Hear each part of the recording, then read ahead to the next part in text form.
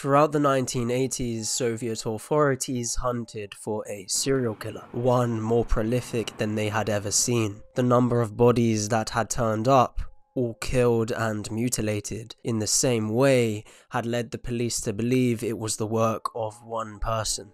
A person who would most likely kill again. That person was Andrei Chikatilo, the Red Ripper of Rostov. Outwardly, Chikatilo appeared to be a stand-up Soviet citizen, a former military man and a devoted father of two, but in reality he was a ruthless killer. After his arrest, Chikatilo quickly confessed to 56 murders that he'd committed between 1978 and 1990. Andrei Chikatilo was later found guilty on 52 of the 53 murder charges, and executed for his crimes. But his legacy looms large. In the years since, other serial killers have held him up as their idol.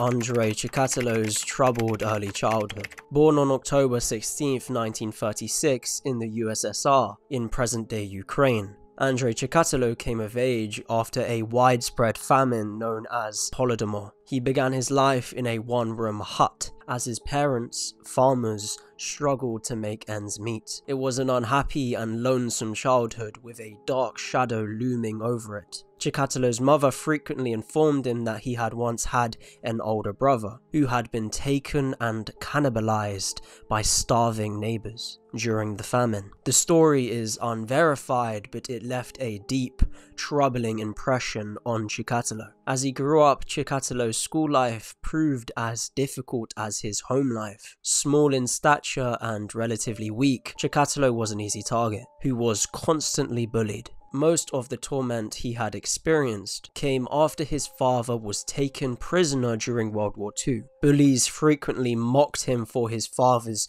cowardice during the war. According to a biography, Chikatilo was further humiliated by his peers after a disturbing sexual encounter. At the age of 15, Chikatilo attempted to overpower a younger girl only to ejaculate immediately during the brief encounter. The frequent berating he had received at the beginning of his life had turned him into an awkward and self-hating man. He attempted several relationships during his adolescence, all of which ended when he was unable to perform sexually. This is what he had to say, and I quote, "Girls were going behind my back, whispering that I was impotent." He later recalled, "I was so ashamed, I tried to hang myself. My mother and some young neighbors pulled me out of the noose. Well, I thought no one would want such a shamed man." How Andrei Chikatilo became a killer. Despite his childhood trauma, Andrei Chikatilo had a fairly normal adulthood. At first, he completed his compulsory military service between 1957 and 1960 and joined the Communist Party. Though Chikatilo struggled with impotence, his sister was able to arrange a meeting between him and a woman named Faina, who Chikatilo married in 1963. She later conceived 2 children. Chikatilo even began taking courses in Russian literature and completed a 5-year course in the subject at Rostov University. Before long, he was teaching the subject himself at a local boarding school. But there was a darker side to Chikatilo too. Before long, school administrators were notified that he was sexually assaulting his young students. As a result, Chikatilo moved from school to school before he was fired for good. And in 1978, he escalated from assaulting children to murdering them. That September, the body of 9-year-old Yelena Zakotanova was discovered in the Grushevka River. She had been stabbed brutally and strangled. Chikatilo later confessed to killing her, but a different man, 25-year-old Alexander Kravchenko, was found guilty and executed for the crime in 1984. Still, Zakotanova is largely considered to be Andrei Chikatilo's first victim. Soon after, dozens of victims followed. He had left a trail of bodies in his wake, and police would start to notice that many bore similar marks of disturbing mutilation. The rise and fall of the Red Ripper of Rostov. From 1978 until 1990, Andrei Chikatilo continued to kill. His victims were often young, like 13-year-old Lyubov Beryuk, who Chikatilo brutally murdered in 1982, and 10-year-old Olga Stalmachenok, who was stabbed and disemboweled by Chikatilo. That same year, according to Ranker, Chikatilo often found his victims at bus stops or train stations. After leading them to an isolated area, he would stab them and stuff mud in their mouths. Some had their eyes gouged out, some were disemboweled, and most were hidden with just a thin layer of leaves and dirt, as if he wanted them to be found. Later, Chikatilo claimed he mutilated his victims' eyes because he was afraid his image would be imprinted after death.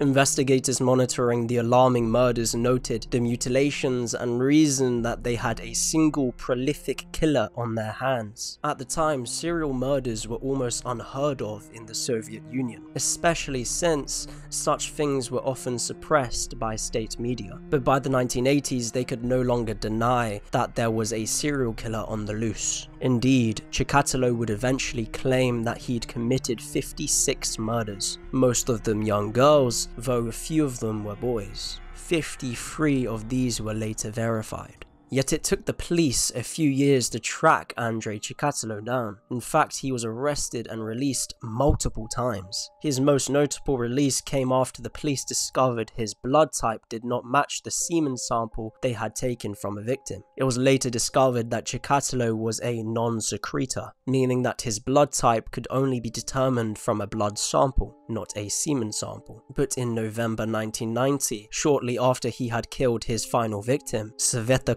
Rostov, Chikatilo was arrested by a patrolman who noticed his suspicious behavior. Almost 20 years later, after he'd begun his killing spree, the Red Ripper of Rostov had been caught. The execution of a mad beast. A psychiatrist, Alexander Buchanovsky, who had first profiled Chikatilo as a necro-sadist, sat down with him under the guise of trying to understand the mind of a serial killer. Chikatilo was flattered by the attention and soon told Buchanovsky everything that he had done. The police were surprised to hear how many murders that Chikatilo confessed to, as they had only suspected that he had committed 36 murders. After his interrogation, Buchanovsky declared that Chikatilo was fit to stand trial. At court, he was held in an iron cage to separate him from the jury, inside which he repeatedly burst into song, rambled in gibberish, and even dropped his trousers. Despite his manic behavior, the judge declared Andrei Chikatilo guilty and sentenced him to death. On Valentine's Day of 1994, he was executed with a single gunshot to the head, in what the judge notably referred to as the only sentence that he deserves. But though Chikatilo was executed, his gruesome legacy lingered.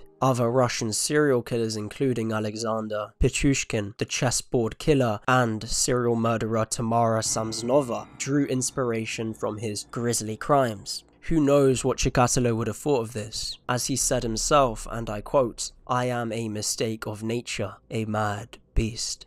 If you found this case interesting in the slightest, please make sure to like and subscribe. And if there are any cases, preferably obscure, that you would like us to cover, please let us know in the comments down below. And of course, rest in peace to all of the victims of this horrific individual who is rotting in hell.